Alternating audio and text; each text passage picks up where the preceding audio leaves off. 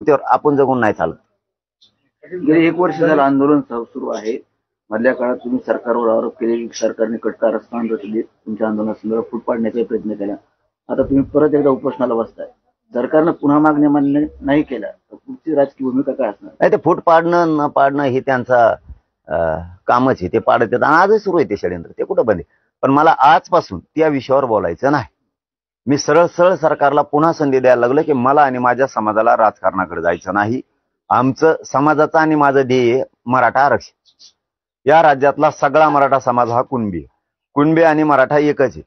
अनेक शेकडो पुरावे याला उपलब्ध आहेत, अनेक लागल तिथं.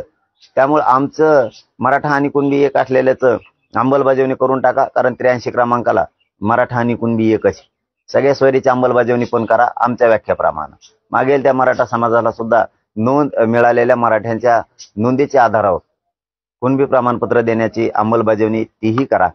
3ही गॅजेट तातडीनं लागू करा. सरसकट गुन्हे, बलिदान गेलेल्या कुटुंबाच्या सरकारी नोकऱ्या, जे तुम्हाला आम्ही पूर्ण मागण्या दिलेल्या आहेत, रोज रोज ते सांगण्यापेक्षा त्या सरकारच्याही पाठ झालेल्या आहेत.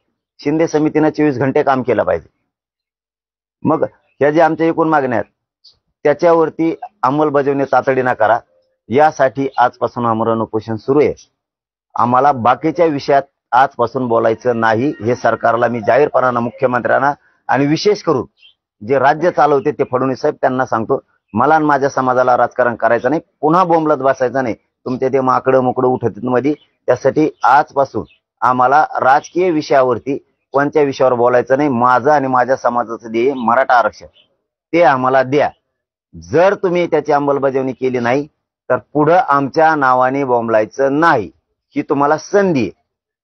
जो देईल त्याचा फायदा समाज करत असतो.